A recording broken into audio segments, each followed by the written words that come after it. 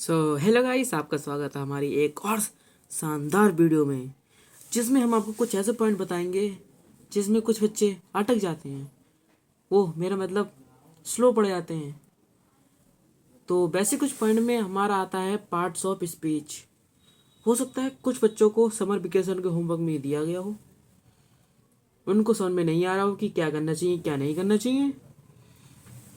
जैसे ही वो किताब खोलते होंगे उनको लगता होगा कि नहीं, मैम या सर ने तो हमको टेस्ट लिखने को दे दिए हैं। ये मैं कुछ वीक बच्चों की बातें कर रहा हूँ जो जिनको समझ में नहीं आती हैं छोटी छोटी बातें। तो चलिए शुरू करते हैं। इसके बाद हम कुछ लेटर्स, कुछ एप्लीकेशंस पढ़ेंगे जो वेरी इम्पोर्टेंट होती हैं।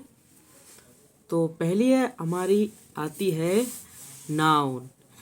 बेसिकली आपको पता होगा कि इसमें टाइम वेस्ट होना है, सर क्यों पढ़ाएं नहीं पढ़ाएं, तो पढ़ा देते हैं। A noun is a word which used as the name of a person, place और थिंग। मतलब आप सोच रहे होंगे कि कहीं पे तो मैंने अ noun is a name of a person, place और थिंग सुना था।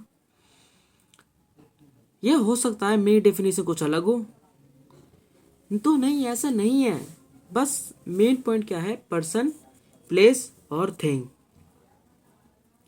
फिर आते हैं प्रोनाउन पे। प्रोनाउन पे आने के बाद आपको पढ़ के समझ में आ रहा होगा, उसमें लिखा हुआ है अ pronoun is a word which used in a place of noun. तो उसका मतलब ये है कि संज्ञा के बदले में प्रयुक्त होने वाले शब्दों को प्रोनाउन कहते हैं। फिर आता है adjective. An adjective is a word use to add something to meaning of a noun as a pronoun. इसका मतलब क्या होता है, नाउन या प्रोनाउन की विशेषताएं प्रकट करने वाले शब्दों को विशेषण कहते हैं। मतलब आप ये समझ सकते हो कि ये हमारा सब्जेक्ट है, ये हमारी डिस्प्ले है और ये हमारा प्रोजेक्टर है जिससे हम प्रोजेक्ट करेंगे। तो आप सिंपल सी भाषा में समझ सकते हैं इसको, ज़्यादा रटने वाली बातें नहीं है। फिर आता है the verb.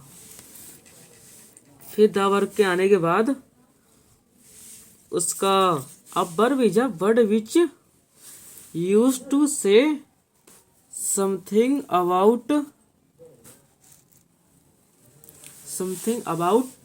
Some person, place और थिंग। मतलब वर्ब यानी क्रिया वह शब्द है जो किसी आदमी, वस्तु या स्थान के संबंध में बताया जाता है, बताते हुए काम करने या करने को प्रकट करे। मतलब अब इसका कोई मतलब नहीं निकलता है, हर चीज़ का मतलब मैं बताऊँ आपको। अरे प्यार से कह रहा हूँ, समझ लो हल्के से। एक बस थोड़ी सी तो बात है कि एक व्यक्ति, एक स्थान या वस्तु के संबंध में, मतलब उनकी क्या क्या फैसिलिटी हैं, क्या वो बता सकते हैं क्या नहीं बता सकते हैं, करने या होने का प्रकट करे, उसे कहते हैं अब वर्ब। फिर आता है एडवर्ब। आपको कुछ ये अलग अलग सा नहीं लग रहा कि पहले वर्ब आया फिर एडवर्ब आया, उसके आगे बस एडी लग गया। तो जो एडवर्ब एक ऐसा शब्द है जो नाउन, प्रोनाउन, इंटरजेक्शन छोड़कर अन्य पार्ट्स ऑफ इस चीज की विशेषताएं प्रकट करता है। मतलब कि ये इनके दुश्मन है, नाउन, प्रोनाउन भी दुश्मन है और इंटरजेक्शन भी दुश्मन है।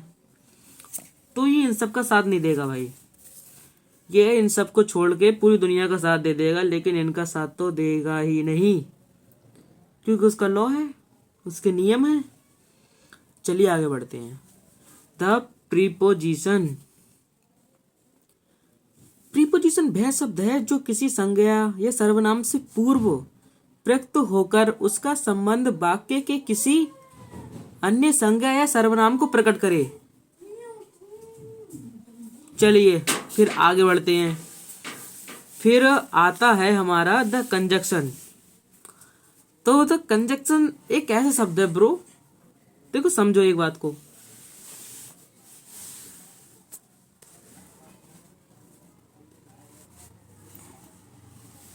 The conjunction. तो कुछ बच्चे मेरे साथ उतार रहे होंगे, कुछ को डिस्प्ले साफ नहीं दिख रही होगी। तो जैसा कि आपको बता दूं, कुछ नए व्यूज़ होते हैं कि मेरा एक टेलीग्राम चैनल है, उस पर मैं जो कुछ पढ़ाता हूँ उसका एक PDF नोट्स वहाँ पे सेंड कर देता हूँ, तो वहाँ से आके आप कॉपी कर सकते हैं। फिर उसके बाद चैनल को सब्सक्राइब करना ना भूलें।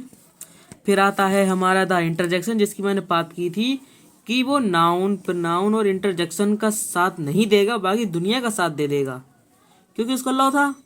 तो द इंटरजेक्शन, वह शब्द, अब सोचो कि इंटरजेक्शन क्या है। नाउन पढ़ लिए, प्रोनाउन पढ़िए, इंटरजेक्शन क्या है।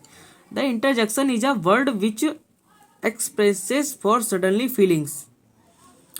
फिर इसका मतलब है वह शब्द है जो हृदय से अचानक उठने वाले भावों को प्रकट करे। अरे उसने मुझे मार दिया, लेकिन क्यों मारा, कैसे मारा, एक साथ प्रकट कर देते हैं, उसे कहते हैं द इंटरजेक्शन। फिर उसके बाद हम आते हैं अपने पाठ के मेन मसाले पे। मतलब थोड़ी बात मेरी आपको अच्छी लग रही होगी, मैं डायरेक्ट बोल देता हूँ। उसके बाद आते हैं हमारे, कुछ बच्चों को समझ में नहीं आता कि क्या करें क्या नहीं करें।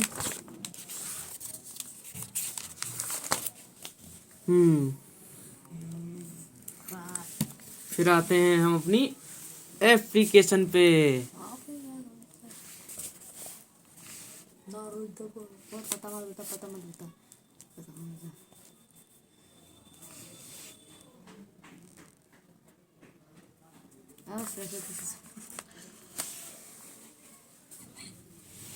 भाई लोग पता मत देखना मेरा, आ जाना fan fan. So hello guys, आपको लग रहा होगा कि इतना साइलेंट साइलेंट क्यों चल रहा है मोहन। तो मैं थोड़ी कुछ मिस्टेक हो गई है मुझसे, तो सुन रहेंगे। फिर उसके बाद शुरू करते हैं। कई बार एग्जाम में, क्योंकि एक से लेके 5 तक आता है सिक लिप्स पे, फिर 5 से लेके 8 तक आता है कि हमें 6 से लेके 8 तक आता है, फिर सिक लिप पे आ जाता है। फिर लेकिन जो 9th क्लास होती है, इससे नीचे क्लास होती है, जिनके टीचरों को लगता है कि बच्चे हमारे स्मार्ट हो रहे हैं, थोड़ा अच्छा देना चाहिए, फिर वो सेक्शन चेंज भी देने होते हैं। देखो मैं आपको एक बात बता दूं, ये जितनी भी एप्लीकेशन होती है इसमें कुछ ज़्यादा करना नहीं होता है। मतलब थोड़ा उठाया, यहाँ से उठाया, बस काम बन जाता है। तो जैसे कि आपको सबसे पहले डालना है सब्जेक्ट, बाकी टू द प्रिंसिपल मैंने छुपा रखा है कि सब्जेक्ट डालना है। Request for section change, sir या ma'am, with due to respectfully I have to say that sir I am student of your school class 9A, I shall feel obligated in section A, allow to change section A from C with help me. Many ways to study to my neighbor are study in education. I am also will also change in section.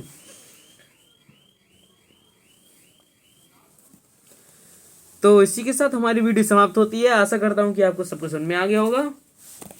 कृपया channel को subscribe कर दीजिए।